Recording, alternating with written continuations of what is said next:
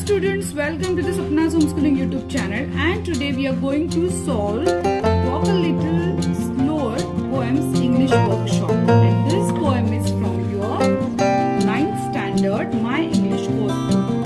So let's start to solve this English workshop. नमस्कार विद्यार्थ्यांनो, मी आहे सपना टीचर आणि मी आज तुमच्या सोबत हा इंग्लिश वर्कशॉप सोडवणार आहे. तर या अगोदर आपण वॉर्मिंग अपचा व्हिडिओ केला होता, त्यानंतर वॉक अ लिटिल स्लोअर ही पोएम मी तुम्हाला शिकवली होती, त्यासोबत मार्जिन क्वेश्चन्स सोडवले होते. आता आपण इंग्लिश वर्कशॉपचे क्वेश्चन सोडवतोय. फर्स्ट क्वेश्चन आहे रीड द पोएम अलाउड. सगळ्यात पहिलं काम करायचं, मोठ्याने ही कविता वाचायची, म्हणजे तुमचे उच्चारही स्पष्ट होतील, तुम्हाला कशी म्हणायची कविता तेही समजेल आणि त्यासोबत आपली प्रॅक्टिस पण होईल. ठीक आहे, तर आपण सुरू करूया. ही कविता म्हणायला सुरुवात करूया. Walk a little slower, daddy. Walk a little slower, daddy. Said a little child so small. I'm following in your footsteps, and I don't want to fall. Sometimes your steps are very fast. Sometimes they are hard to see. So walk a little slower, daddy. You are leading me. Someday when I am all grown up, you are what I want to be. Then I will have a little child who shall want to follow me. And I would want to live just right, and I know that I was true. So walk a little slower, daddy, for I must follow you. Author unknown.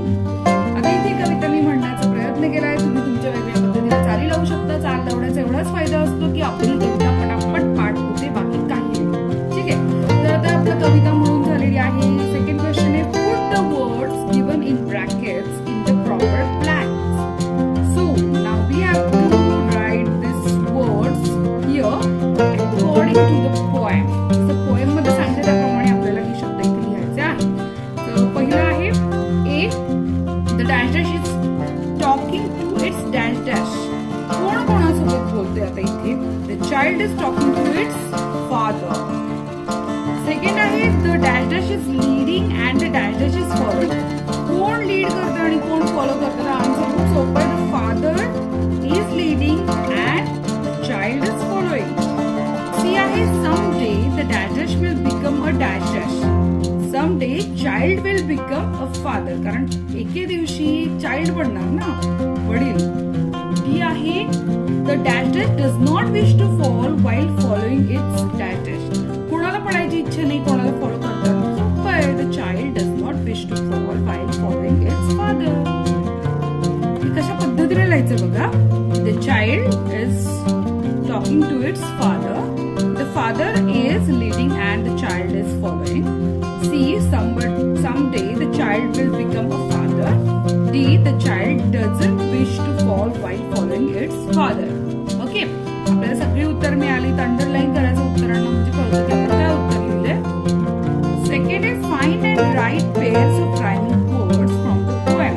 Words that appear at the end of the line. Rhyming words आपण अगदी 7वी 8वी सगळीकडे शिकलो. खूप सोपं गेलं असं तुमच्यासाठी, पण तरी पण मी सांगते ज्यांना नाही समजत आहे, आपण लाईनच्या शेवटचा शब्द पकडायचे, सगळे शब्द पकडायचे, आणि त्याच्यानंतर मग कोणते शब्द यमक जुळतात, कोणाचे उच्चार सारखे आहेत, कोणाचे स्पेलिंग सारखे आहेत बघायचं आणि त्याप्रमाणे रायमिंग वर्ड शोधायचे. आहे की नाही सोपं? जसं की आता बघा इथे सी आणि मी आणि रायमिंग पेअर किंवा स्मॉल आणि फॉल.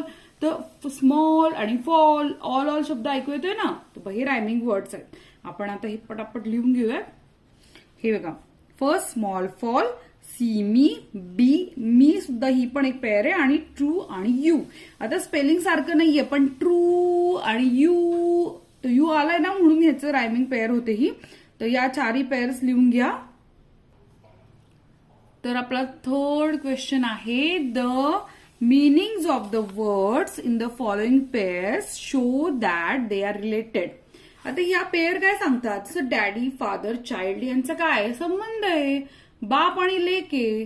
फॉलो अँड लीड, कुणीतरी कोणाला तरी फॉलो करतं, कुणीतरी पुढे लीड घेतं, कुणीतरी नेतृत्व करतं. ह्या जोड्यात हे रिलेशन दाखवतात, सहसंबंध दाखवतात.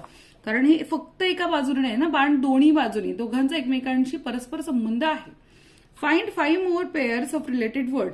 आता टीचर सोबत कोण येणार, डॉक्टर सोबत कोण येणार, गिव्ह सोबत कोण येणार आणि म्हणायला लिहायचं. तर आपण आता पटापट लिहून काढूया.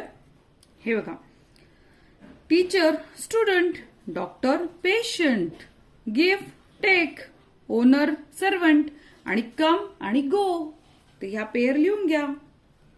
क्वेश्चन नंबर 4 आहे, the child in the poem request his father to walk slower. या कवितेमध्ये वडिलांना मुलगा म्हणतो हळू चाला. Here the poet implies that the child wants to understand his father's actions better.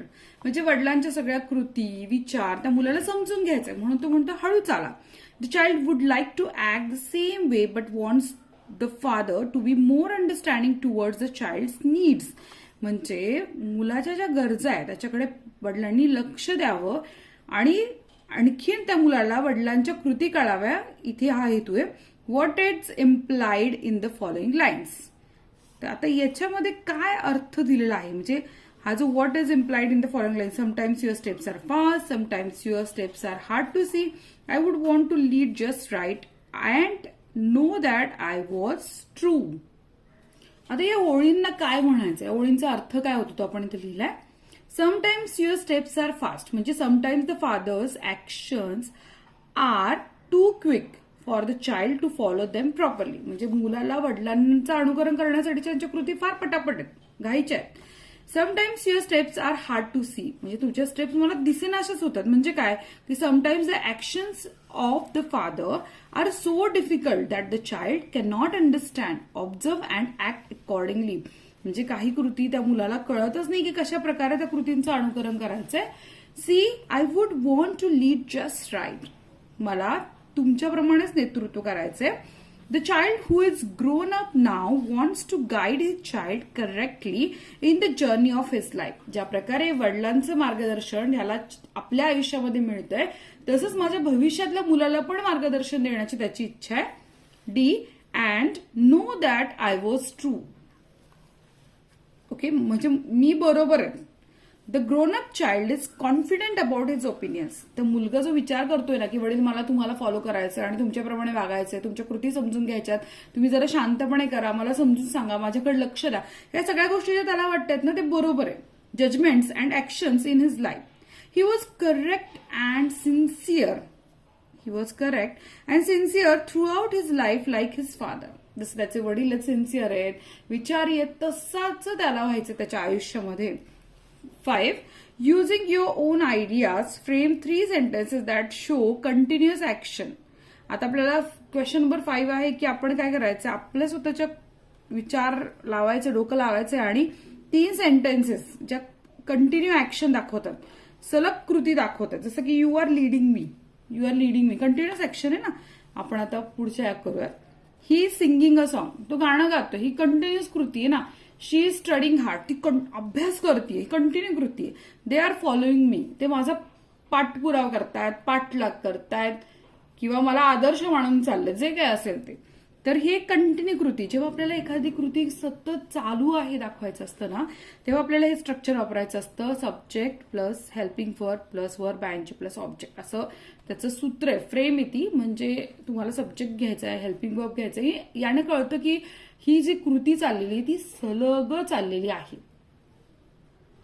Question number 6. Using your on ideas, frame at least 3 sentences that show future action और state. म्हणजे आपण काय करायचंय, ऍटलीस्ट 3 सेंटेन्सेस तयार करायचे, याच्यामध्ये भविष्यातल्या कृती दिसतील आपल्याला. जसं एक्झाम्पल बघा, हू शाल किंवा who will want to follow me when I am all grown up. त्याच्यामध्ये कळतं की अरे ओके, हू शाल फॉलो मी किंवा हू विल फॉलो मी आणि when I am growing up. यात कळतं की भविष्यातल्या कृतींबद्दल बोलतो. तसं आपल्याला 3 वाक्य तयार करायचे. हू विल मॅरी मी, कोण माझ्याशी लग्न करेल. When you will come to my house, तू कधी येशील माझ्या घरी. 3rd, Ramesh will cook for us, Ramesh आपल्यासाठी जेवण करेल ना कदाचित.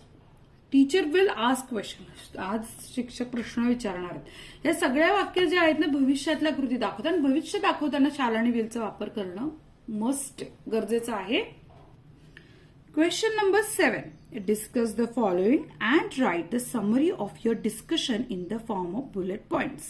आता डिस्कशन करायचं खालच्या मुद्द्यांवर, त्याची समरी बुलेट पॉइंट्स मध्ये लिहायची. बुलेट पॉइंट्स म्हणजे माहिती ना, ठोकळ्या असे गोल गोल. A, how are certain ideas, customs, knowledge passed on from one generation to the next. एका पिढीकडून दुसऱ्या पिढीकडे कशा प्रकारे आपला विचार, कल्पना, संकल्पना ह्या पुढे पास केल्या. जसं आपण ना लिगसी, आमच्या फॅमिलीचे आमचे विचार आहेत, आमचे कल्पना आहेत, ते एका फॅमिलीकडनं दुसऱ्या जनरेशनला, एका पिढीकडनं दुसऱ्या पिढीकडे कशा प्रकारे हस्तांतरित होतात किंवा कशा प्रकारे त्या पास ऑन केल्या जातात. चला आपण उत्तर लिहूयात. बुलेट पॉइंट सांगितले त्यामुळे नंबर नाही द्यायचा, आपण असे ठोकळे काढायचे गोल. प्रिझर्व्ड bye forefathers and passed on to new generations. Second point is continued to exist till this date. Third, mythological literature, Vedas, folklores, fables and arts instilled culture values into them. Fourth point is known to them through celebrations of festival and religious ceremonies. Fifth point is every community wants to preserve their cultural heritage because of their conservative mindset. आता इथे आपण म्हटलं एका पिढीकडनं दुसऱ्या पिढीकडे कसं जातं, तर कसं एका पिढीकडनं दुसऱ्या पिढीकडे जाण्यासाठी आपल्या आजोबा, पंजोबा ते आपल्या एका पिढीकडनं दुसऱ्या पिढीकडे पास करत असतात. दुसरं काय, continue to exist till this day. आजपर्यंतच्या काळात आमच्या घराची ही परंपरा आहे, आमची ही चालीरीत आहे, आम्ही हे असं करतो, आम्ही गणपती असा बसवतो, आम्ही कशा प्रकारे पूजा अर्चा करतो, आम्ही अशा प्रकारे पठण करतो, काही असेल तुमचे धार्मिक विधी प्रत्येक जात धर्माचे, ते घरचे जसं करतात तसं आपण फॉलो करतो ना. Known to them through celebrations of festival, religious ceremonies. आणि every community wants to preserve their cultural heritage. आपला जो सांस्कृतिक वारसा आहे ना, तो प्रत्येकाला सांभाळून ठेवायचा वाटतो. या प्रकारे आपण एका पिढीकडनं दुसऱ्या पिढीकडे आपल्या सगळे विचार, आपलं कल्चरल हेरिटेज असतं सगळं ट्रान्सफर करतो. बी, is it necessary for children to follow the footsteps of their forefathers? मुलांना गरजेचं आहे का की आपल्या वाडवडिलांचे, आपल्या आजोबा पंजोबांचे ज्या पावला पाऊल चालणं किंवा त्यांचे विचार, त्यांच्या कृती यांचा पाठपुरावा करणं किंवा यांच्या पावलावर पाऊल ठेवून चालणं हे गरजेचं आहे का? इफ येस, जर हे हो असेल तर का? Why is it sometimes necessary to change the old ways. आणि कधी कधी आपल्याला जुन्या चालरीती, पुराण पद्धती बदलाव्याशा वाटतात, तर का? हे सगळे प्रश्न आहे. पण मला जरा सांगा, तुम्हाला वाटतं का तुम्ही या कवितेच्या मताशी सहमत आहात का? तुमचं स्वतःचं काय मत आहे मला कमेंट करून सांगाल का? मला कमेंट वाचायला खूप आवडतात, तुमचे विचार जाणून घ्यायला खूप आवडतात. मला नक्की कमेंट करून कळवा की तुमचं काय मत आहे.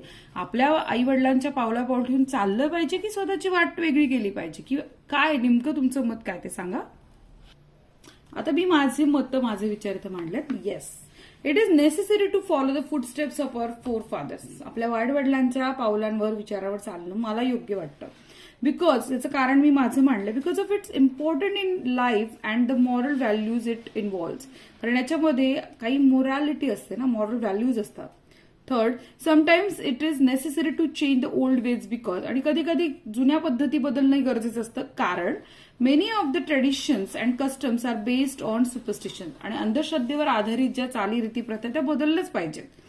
Which cannot be explained by reason or science. ज्या पद्धतींना कुठले शास्त्रीय कारण नाही सांगायला किंवा काही एक्सप्लेन नाही करू शकत, त्या चालीरीती पाळलंच पाहिजे असं काही बंधन आपण बदलू शकतो. Have to accept good modern ideas. आणि ज्या आधुनिक विचार आहेत ते प्रवाह पण आपल्याला स्वीकारलेच पाहिजेत. हो ना, ते माझं मत आहे. तुम्ही तुमचं मत मांडू शकता, उत्तर लिहू शकता, कारण हा ओपन एंडेड क्वेश्चन आहे जिथे तुम्हाला पूर्ण अधिकार आहे की तुम्ही तुमचं मत मांडू शकता. Question number 8, do you have a role model. तुमच्याकडे कोणी आदर्श व्यक्तिमत्व आहे का? What qualities do you appreciate in your role model. आणि त्या व्यक्तीमध्ये तुम्ही कोणती गुणवैशिष्ट्य बघता? Yes, I have a role model. हो, मला आहे रोल मॉडेल. आणि my role model is my father. माझे वडीलच माझे रोल मॉडेल, माझे आदर्श आहेत. He is known as best teacher in the school. आणि ते त्यांच्या शाळेतले बेस्ट टीचर होते. I appreciate his intelligence and hardworking. आणि मी त्यांच्या बुद्धिमत्तेचं आणि त्यांच्या कष्टाचं प्रचंड कौतुक करते. He is so simple in living. आणि अतिशय साधी राहणी त्यांची. His positive attitude always inspire me in every situation. आणि त्यांचं जी होकारात्मक विचारसरणी ती मला फार प्रेरित करते प्रत्येक परिस्थितीमध्ये. हे माझे रोल मॉडेल आहे. तुमचं रोल मॉडेल कोण आहे हो? कमेंट करून सांगा ना पटकन. Question number 9. Think of an occasion when you did not like the decision, actions of your family members, but realized later on that they were right. Write about in 5 or 8 lines. आता बघा, कधी कधी काय होतं, काही प्रसंग घडतात आणि तुमच्या फॅमिलीकडनं, तुमच्या कुटुंबाकडनं घेतलेले निर्णय तुम्हाला नाही आवडत, फार वैताग येतो, त्रास होतो. पण काही काळ गेल्यानंतर आपल्याला असं जाणवतं की अरे ते बरोबर होते, त्यांनी बरोबर सांगितलं होतं. असं कधी तुम्हाला अनुभव आलाय का? मी आता माझा अनुभव तुमच्यासोबत शेअर करते. One evening my all friends came to my house for inviting me for night camp. I was happy at that time. माझे सगळे मित्रमैत्रिणी आले, चल आपण नाईट कॅम्पला जाऊ. मी फार खुश होते. I ask my father and mother about my camp. मी विचारलं की चला आई वडिलांना विचारूया कॅम्प बद्दल. My family didn't allow me for trip. माझ्या घरच्यांनी काय परमिशन दिली नाही मला जायला. आय वॉज सो अपसेट आणि मी इतकी नाराज झाले, उदास झाले. And I don't like their decision. आणि मला अजिबात त्यांचा निर्णय आवडला नाही मला न पाठवण्याचा. Next morning when I woke up I saw a message on my mobile. आणि मी दुसऱ्या दिवशी सकाळी उठले आणि माझ्या मोबाईलवर एक मेसेज होता that my friends were caught by police. आणि माझ्या मित्रमंडळीला पोलिसांनी पकडलं होतं. Reason is my friends were drunken on campsite. आणि माझे मित्रमंडळांनी दारू प्यायले होते. After reading that news I realize my family members were right. तेव्हा मला लक्षात आलं की हे मी खूप मोठ्या संकटातनं वाचली आहे आणि त्यामुळे मला खूप बरं वाटलं की माझे घरचे बरोबर होते. आता हे एक इन्सिडेंट झालेला आहे. तुम्ही तुमच्या पद्धतीनं तुमचे वेगळे इन्सिडेंट लिहू शकता. किती घटना घडतात आपल्या आयुष्यामध्ये, किती घटना घडतात, तुम्ही त्याबद्दल लिहू शकता आरामात. Question number 10. Within 2 minutes write as many phrases or sentences as you can using a little. आता अ लिटल वापरून तुम्हाला काय करायचं, फ्रेजेस लिहायचं आणि सेंटेन्सेस लिहायचे. A little later, a little higher, a little to the left, just a little, wait a little longer. चला आपण लिहूयात आता पटापट. A little improved, I found him a little smarter, a little confusion, quite a little milk, a little old lady, you just need a little bit of luck, a little smaller, a little earlier, move a little forward, I need a little more time, a little while. मग संपला आपला workshop. कसा वाटला? Video आवडला असेल तर like करा ना पटकन आणि चॅनलला सबस्क्राईब सुद्धा करा. सो पटापट सगळ्या प्रश्नांची उत्तरं सोडवा आणि कमेंट्स करून पण मला सांगा. भेटूयात नेक्स्ट व्हिडिओमध्ये. Bye bye.